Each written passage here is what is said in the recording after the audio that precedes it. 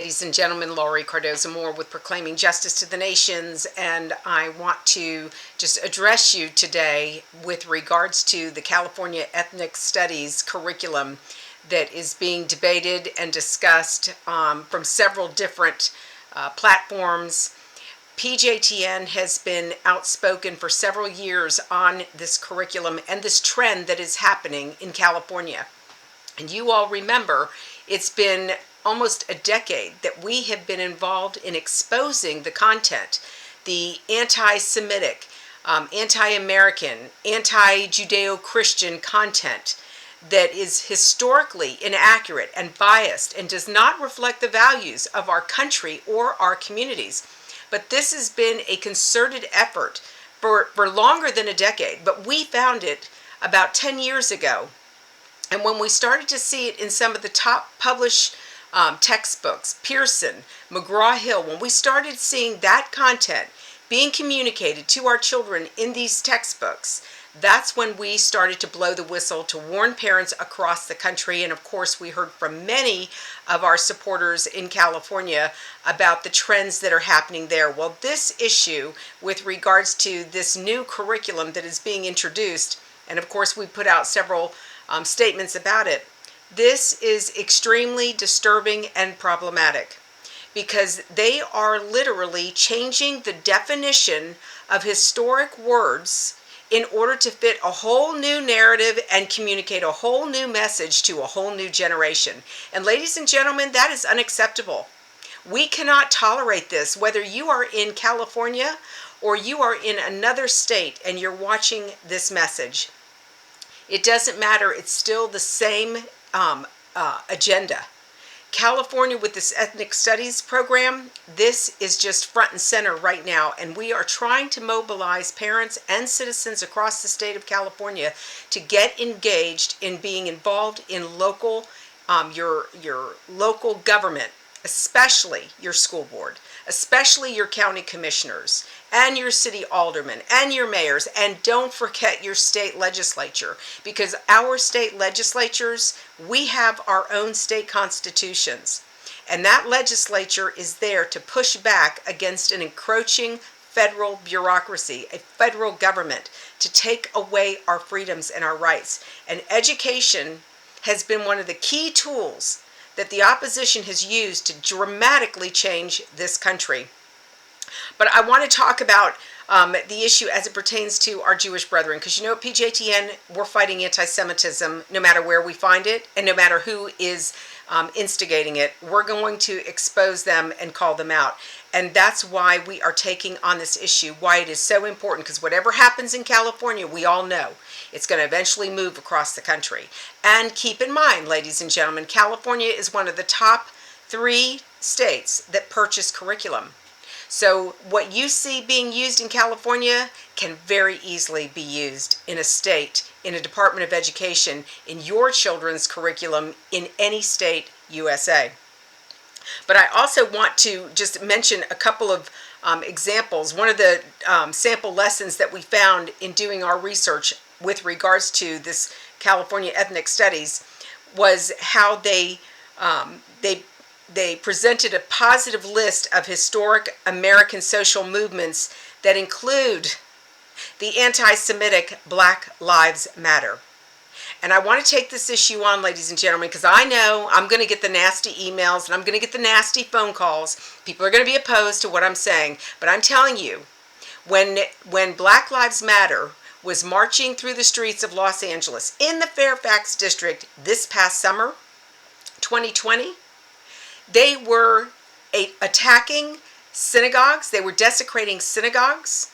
They were spray painting on the Beverly Hills signs, "Kill Jews." They were destroying public and private property. They attacked a church. Ladies and gentlemen, this group, when the leaders, who all say they are avowed Marxists, they're very clear about what they believe, when they were challenged by many different organizations to apologize and condemn the anti-Semitic activity of the pogrom they launched and their people launched as they marched through the Fairfax district. Remember, keep in mind, the Fairfax district is an Orthodox community, Orthodox Jewish community, heavily populated. They knew exactly where they were going and why they were going there. They weren't on Hollywood Boulevard. They weren't in other areas of the community. They wanted to send a very clear message to the Jewish community. And when they were challenged to apologize and condemn, all you could hear were crickets. And you know something, ladies and gentlemen, if we don't take back local control of our children's education, starting in our county, in our school district, and I don't care if you have children in the school district or not, you pay taxes in California. You have a vested interest in what you teach, what your schools in your neighborhood teach our children. We determine what the future of the United States of America is going to look like based on the curriculum that we teach. Another thing I want to bring up real quick, but just continue to stay tuned about what we're getting involved in, because we're going to be focusing on four counties across the state of California where we have our largest number of supporters, and we are going to mobilize all of you to action. But this isn't just for California. It's for parents and citizens across the country. I want to just bring something up about the whole BDS movement and the thing I mentioned about the changing of words, the changing of definitions to create new definitions for a modern terminology to change our children's minds instead of using the classic definitions of words. But it doesn't take long to conclude that the social and ideological components to these definitions that do not represent the classic meanings of the terms, admittedly, these are adapted to accommodate the conclusions of the course, their hidden agenda. And we have seen that in the content of the textbooks or this curriculum, that Jews are not even considered an ethnic group, when all of the research indicates, and the FBI refers to them as an ethnic group, and they're the ones that are persecuted. The majority of attacks because of a people group in this country are against the Jews, these anti-Semitic incidents. Also, many of you will be interested in the other anti-Semitic movement, the boycott, divestment, and sanctions movement. BDS, they say, is a global social movement that currently aims to establish freedom for Palestinians living under apartheid conditions. Obviously, ladies and gentlemen, this isn't accurate. And of course, when we were in South Africa last year, we talked about this. And the South Africans, the Christians, admitted there is no apartheid in Israel. They know what apartheid looks like. We should ask them. Not go back to Durban to a bunch of leaders who were pushing an agenda from South Africa. But ladies and gentlemen, there is no apartheid. The whole accusation of apartheid is absolutely ridiculous. If there's any apartheid going on, it's by the Palestinian Authority against their own people. We saw Christians who were forced out of Bethlehem. These are Arab Christians who were forced out of Bethlehem because they were being attacked by the Palestinian Authority. We have the Balata refugee camp that still sits in the Palestinian-controlled areas, and they still keep their own people living in squander. They still oppress their own people. They have plenty of land, ladies and gentlemen. I've seen it from the hilltops. There's plenty of land for the Palestinian Authority to take the millions of dollars that they have taken from governments around the world and invest in condos or apartment buildings. Build up. Give these people, pull these people out of this squalor of these refugee camps, this refugee camp. Put them in a high-rise, a new building, a new apartment building. Give these poor people some dignity. Well, ladies and gentlemen, we can't tolerate this garbage being taught to our children. That's why I need you to help me by standing up.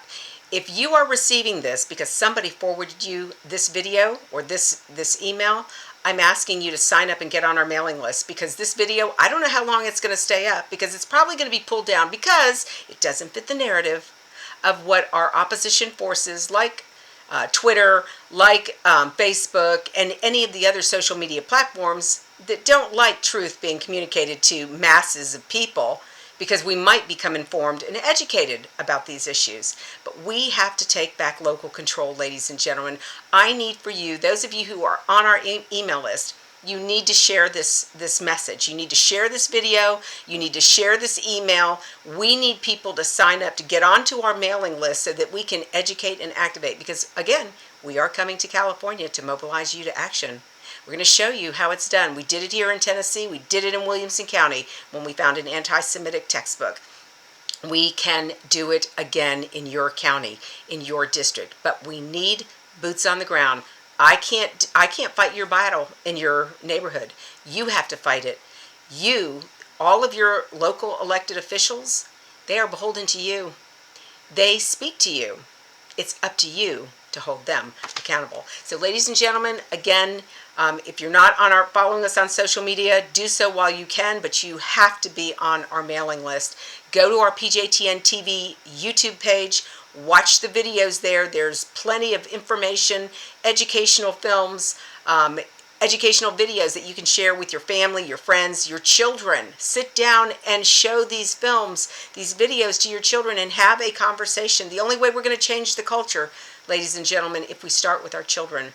I can't do it without you. And of course, we need your financial support. There's a button below. Click on it to donate. Become a PJTN Watchman every month. Support us with just a $20 donation. That's all we need. So God bless you. I want to thank you all for all your support, your prayers, your words of encouragement. We've got to fight this battle. It's up to all of us to fight, to wage war in our own communities, to take back local control of our children's minds through their education. God bless you. And thank you for all you do on behalf of our Jewish brethren and the state of Israel, and of course, these United States.